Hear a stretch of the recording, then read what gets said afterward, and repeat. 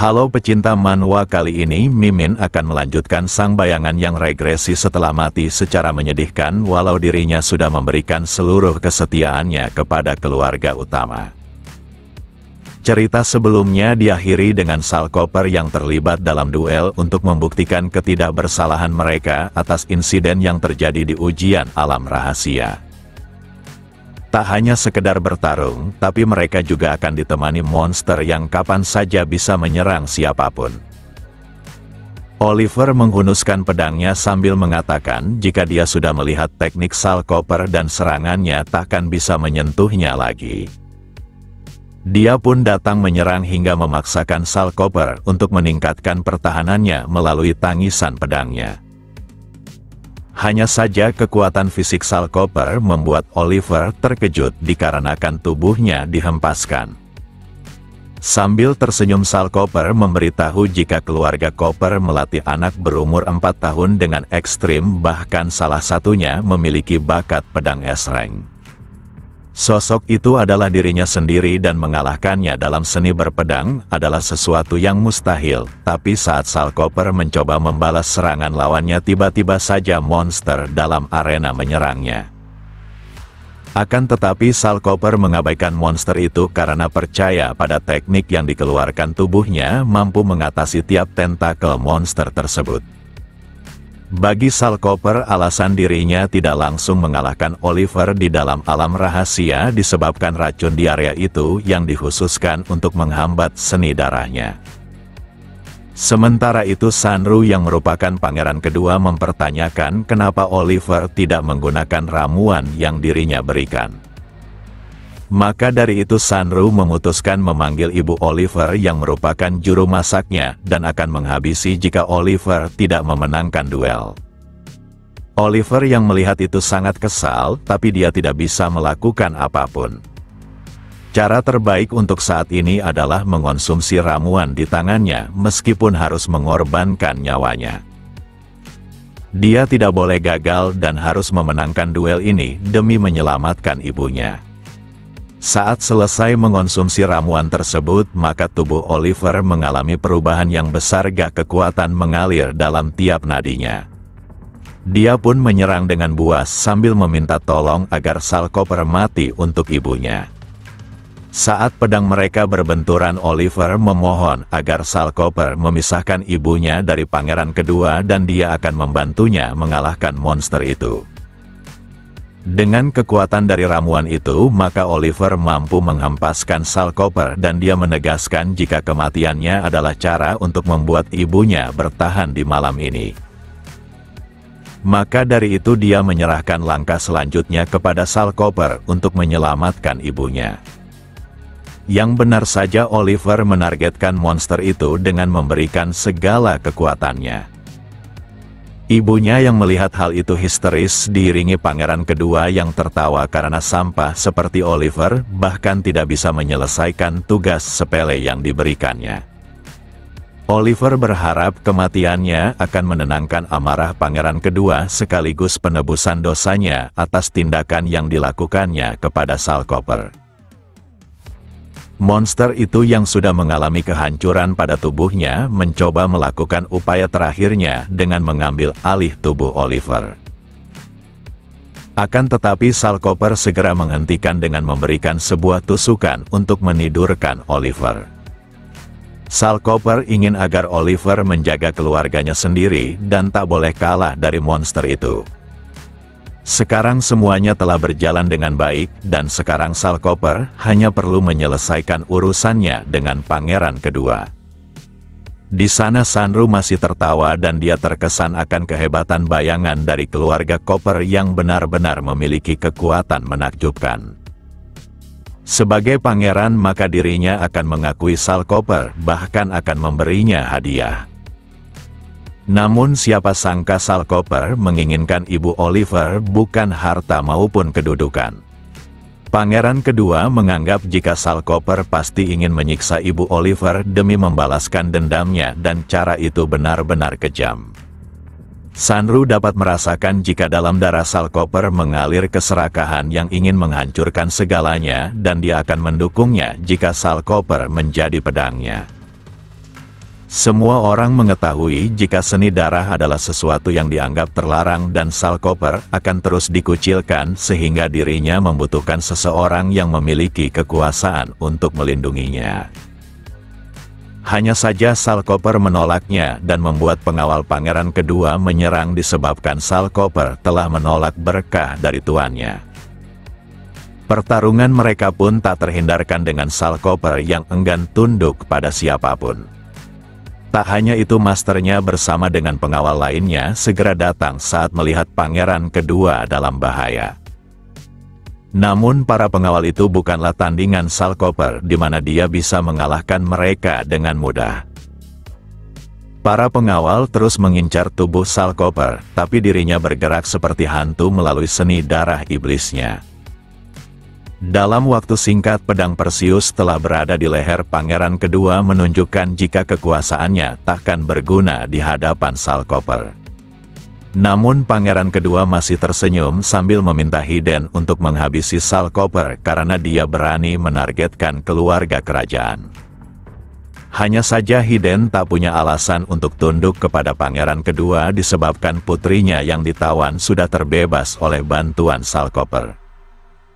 Lalu Hiden menegaskan jika dirinya hanya setia pada sang kaisar bukannya kepada pangeran yang telah melakukan tindakan keji. 3 ramuan telah ditemukan di hutan alam rahasia dengan Oliver yang membawanya dan sebagai seorang kapten pengawal maka Hiden harus menyelidikinya lebih lanjut disebabkan Oliver merupakan bawahan langsung oleh sang pangeran kedua. Ucapan itu membuat Sanru sangat terkejut dan tak mengerti kenapa Hiden tak tunduk padanya dan jika penyelidikan dilanjutkan maka ayahnya pasti mengekangnya bahkan kakaknya akan menggantikan tugasnya dalam akademi. Dengan wajah tak bersalah pangeran kedua memberitahu jika ramuan itu diberikan oleh Felix kepada Oliver sehingga dirinya tidak ada hubungannya. Maka dari itu pangeran kedua akan menghukum siapapun yang terlibat dalam kecurangan ini dan Salkoper tidak bisa langsung menghabisi pangeran kedua disebabkan masternya pasti mendapatkan masalah. Beberapa saat kemudian Felix pun tiba atas perintah pangeran kedua yang memanggilnya. Tanpa pikir panjang Salkoper menyerang Felix untuk menghabisinya agar pangeran kedua tidak memiliki seseorang untuk dikambing hitamkan. Akan tetapi sebuah sihir perisai berhasil mengatasi serangan tersebut. Yang benar saja sosok itu adalah Alan dan dia tak menyangka jika bayangannya benar-benar sangat berani dengan menargetkan anggota kerajaan. Kemudian Alan meminta maaf karena bayangannya malah membuat situasi yang buruk seperti ini dan pangeran kedua menyarankan agar anjing pemburu keluarga Copper seharusnya dijaga dengan baik-baik dalam kurungan agar tidak keluar menggigit secara liar. Lalu Alan menyapa Salkoper dan memintanya bersiap untuk dibawa ke kurungan. Keributan itu pun usai dan Hiden memuji atas reaksi Salkoper yang mengagumkan hari ini. Di mana saat orang menjengkelkan dari keluarganya mencacinya di hadapan semua orang tapi Salkoper malah memilih mengabaikannya. Bagi Salkoper mengalahkan Alan bukanlah sebuah hal yang sulit dan dia sudah melakukannya di masa lalu. Selama dia tidak mati maka para bayangan selain Salkoper akan menderita disebabkan sumpah bayangan. Alasan kedatangannya pasti atas undangan pangeran kedua ditambah ibu Alan bukanlah sosok biasa karena dia adalah penyihir S-Rank yang tangguh. Tak hanya itu pangeran kedua menangani upacara pertukaran siswa baru dan dia pasti akan mengundang 7 keluarga besar untuk membuat faksinya sendiri demi merebut kekuasaan. Di sela itu beberapa pengawal pangeran kedua menyerang Salkoper dan akan merobek topeng yang sudah memperdaya kesatria suci seperti Hiden. Namun Alan segera menghabisi mereka dengan mudah dan dia tak punya waktu meladeni orang lemah disebabkan para murid dari keluarga besar akan datang dengan bakat S-Rank. Kemudian Hiden mengungkapkan jika kepala akademi sangat tertarik pada Salkoper khususnya terkait seni darahnya dan mungkin saja kepala akademi akan mengajarinya sesuatu. Tanpa basa-basi, kepala akademi bernama Albus meminta Salkoper tidak sungkan dan segera menyerangnya. Hanya saja Salkoper enggan melakukannya dan Albus memujinya disebabkan Salkoper mencoba menghormati pria tua di hadapannya.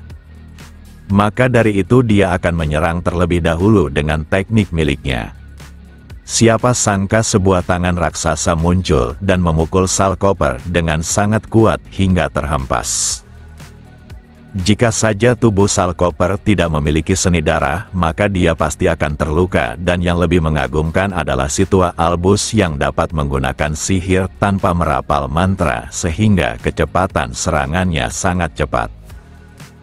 Kemudian Albus memunculkan golem raksasa sambil menegaskan jika dia mungkin tidak sekuat saat dirinya di puncak, tapi dia masih mampu melawan seseorang yang berada di tingkat master pedang level emas. Jadi dia berharap Salkoper tidak ragu untuk menggunakan kekuatan penuhnya. Salkoper pun mengerti dan dia akan melakukan yang terbaik untuk memuaskan pria tua di hadapannya. Tanpa pikir panjang lagi, Salkoper mengeluarkan tekniknya dengan jangkauan yang luas hingga mengenai tubuh golem raksasa tersebut. Di sela itu Albus mengamati dan berpendapat jika kekuatan itu terlihat hebat tapi daya hancurnya masih kurang. Lalu Salkoper menyerang dengan cara yang sama, tapi sekarang serangannya meninggalkan luka pada golem itu. Albus tak menyangka jika Salkoper akan meningkatkan daya hancurnya dengan menjadikan darahnya sendiri sebagai bahan bakar. Di sela itu Salkoper makin mengamuk dan iblis darah mulai memanfaatkan kesempatan tersebut untuk mengambil alih. Namun Albus segera bertindak dengan mengekang kedua tangan Salkoper. Albus bahkan meminta iblis darah untuk diam karena bukan saatnya dia mengambil alih. Di saat yang sama Hiden datang dan meminta kepala akademi berhenti karena Salkoper bisa dalam bahaya jika diteruskan. Kepala akademi mengerti dan dia akan menetapkan aturan di mana Salkoper tidak diizinkan menggunakan seni iblisnya sebelum menguasai sihir penetralan darah.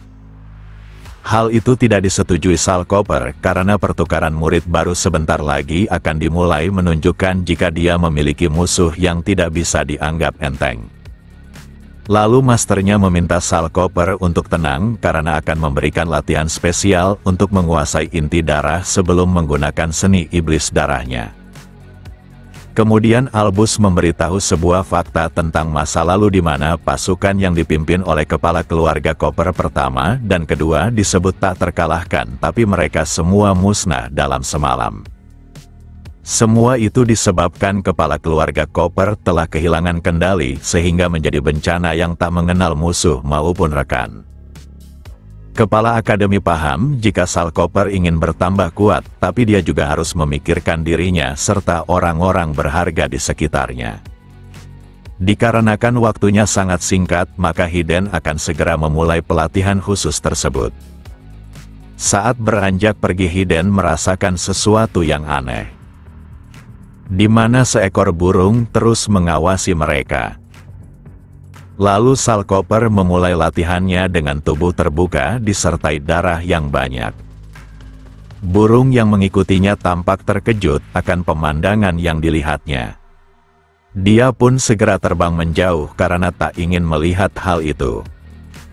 Yang benar saja burung itu berubah menjadi seorang gadis.